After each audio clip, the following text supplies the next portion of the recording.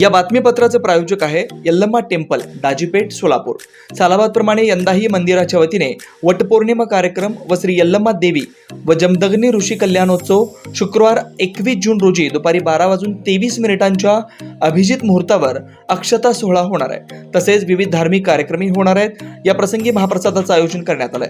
वेळ 12 ते 3, स्थळ दाजीपेठ, सोलापूर। सोलापूर लोकसभेच्या निवडणुकीत मराठा समाजाच्या पाठिंब्यावर प्रणिती शिंदे या खासदार झाल्या। मराठा समाजाच्या आरक्षणासाठी मनोज जरांगे पाटील हे उपोषणाला बसले। त्या ठिकाणी जाऊन त्यांना खासदार प्रणिती शिंदे यांनी पाठिंबा देणं गरजेचं आहे, पण असं करताना दिसत नाही। फक्त निवडणुकीपुरती मराठा समाजाचा वापर त्यांनी केला। या पुढील काळात अशा लोकांपासून सावध राहावं असं आवाहन शिवसेना जिल्हा प्रमुख अमोल बापू शिंदे यांनी केलंय।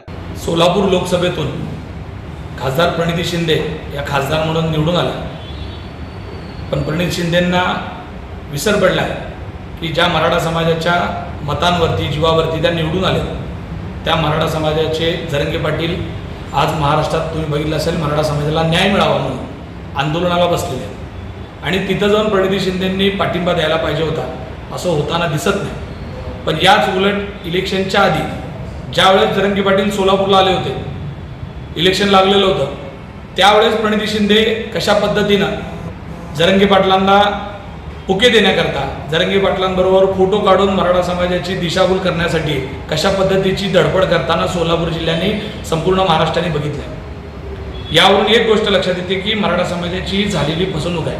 आपण ज्या लोकप्रतिनिधीला, खासदारला निवडून दिला, त्याला आपल्या समाजाच्या मागण्याशी कुठलंही कसलंही घेणं देणं नाही, हे आपल्याला लक्षात आलं। म्हणजे प्रणिती शिंदेंनी सोलापूर लोकसभेमध्ये खासदार होऊन मराठा समाजाची फसवणूक केलेली आहे।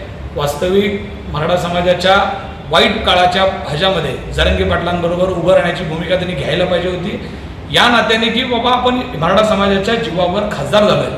कमीत कमी ही भूमिका त्यांनी लक्षात घेऊन जर त्यांनी पाठिंबा दिला असता तर समाजाला धन्यता वाटली असती, पण आता असं होताना दिसत नाही। यावरून मराठा समाजाने वेळेत सावध होऊन अशा लोकांपासून दूर राहिलं पाहिजे।